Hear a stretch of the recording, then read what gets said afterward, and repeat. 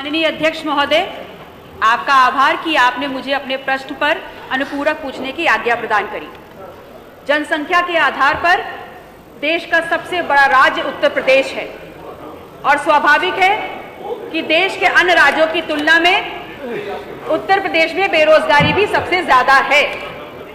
तो ऐसे में उत्तर प्रदेश के साधन संसाधन स्थानीय जो हैं और सरकारी नौकरियों से अतिरिक्त जो उपलब्ध हैं, उनमें प्राथमिकता के आधार पर यहाँ के नौजवानों को, यहाँ के युवाओं को वरीयता के अनुसार आपको मिलना चाहिए। किंतु पिछले 6 वर्षों में ये दुर्भाग्य है हमारा मान्यवर कि पिछले 6 वर्षों में यहाँ पर जो भी स्थानीय साधन संसाधन उपलब्ध है, उन पर गैंग्स ऑफ गुजरात लगातार लूटमारी कर रहा है और हमारे हक और अधिकारों को छीनने का काम कर रहा है।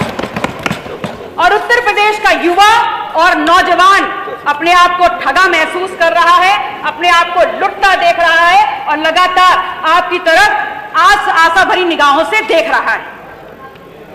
स्थानीय नौजवानों के प्रति सरकार का जो ये उदासीन रवैया है और जो उपेक्षा कर रही है स्थानीय नौजवानों की, उसके कारण ही यहाँ का युवा नौजवान आज ठेला खोमचा लगा करके पकौड़े तलने को मजबूर हो रहा है, सिगरेट और बीड़ी पीसने को मजबूर हो रहा है। इसी संदर्भ में मैंने अपना प्रश्न पूछा था कि क्या श्रम और सेवायोजन मंत्रालय प्रदेश में स्थापित उद्योगों में 50% रोजगार स्थानीय बेरोजगार नौजवानों को देने हेतु कानून बनाने पर सरकार विचार करेगी?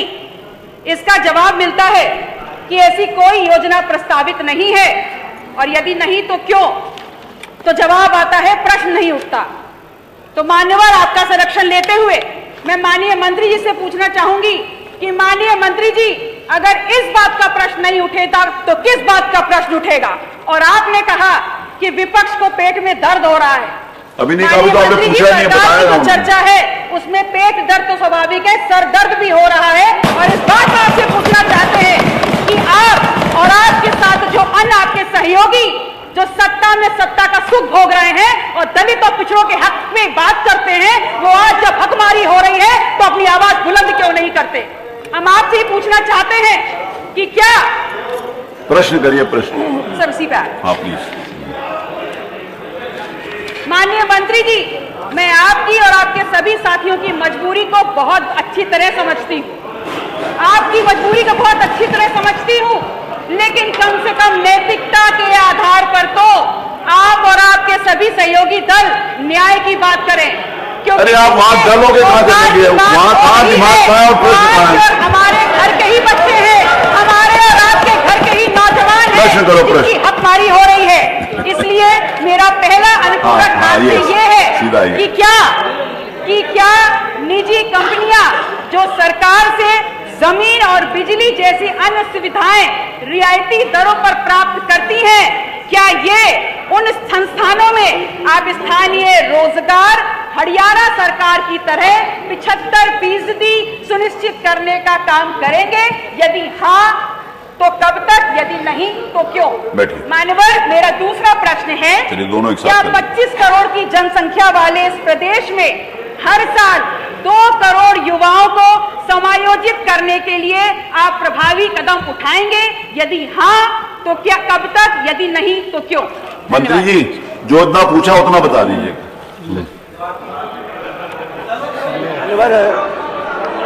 माननीय अध्यक्ष जी, माननीय सदस्य, आप पूछे, अब बताइए प्लीज। माननीय सदस्य ने प्लीज बताइए।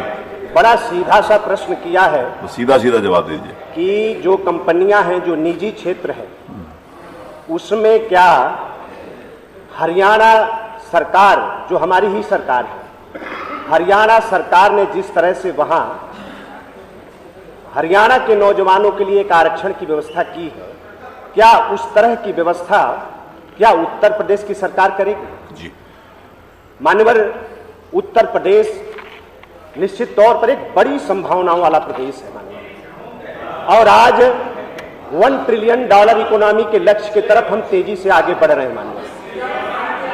इस तरह की व्यवस्था, अरे सुनने दो, अरे मैंने कहा कि जो पूछा उस पर सीधा बोलो, बोलने दीजिए ना। मेरे को लगेगा कि वो बाहर बोले तो मैं खुद निवेदन कर लूंगा मंत्री जी से। देश के कई प्रदेशों ने इस तरह की व्यवस्था की और वो सफल नहीं हो पाए मान्यवर। हाँ सही।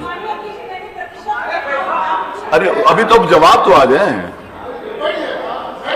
अब कहां सहयोगी दलों के चक्कर में पड़ी हो आप तो मान्यवर कई प्रदेशों ने इस तरह की व्यवस्था की और इस तरह की व्यवस्था को प्रदेशों को वापस करना पड़ा।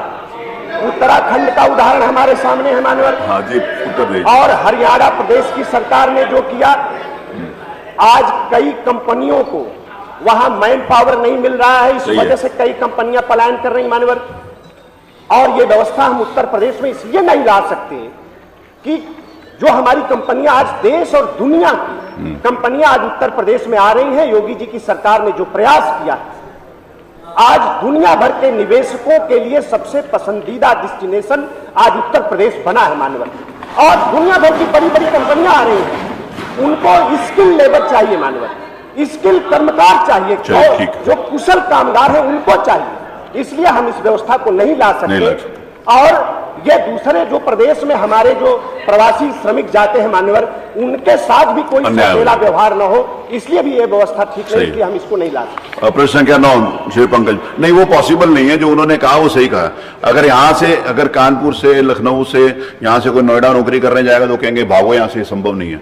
तो इसीलिए वो सही कहा मंत्री जी ने। वो प्रश्न नहीं, मानी पंकज मल्लिक, वो संभव नहीं है। फिर इसका मतलब पूरे देश भर में जहां इंडस्ट्रीज होंगी तो वो कहेंगे आपको नहीं लेना, सब लोग बाहर चले जाओ। ये संभव नहीं है। प्लीज श्री पंकज मल्लिक, नो आप बैठिए, आपकी बात पूरी आ गई।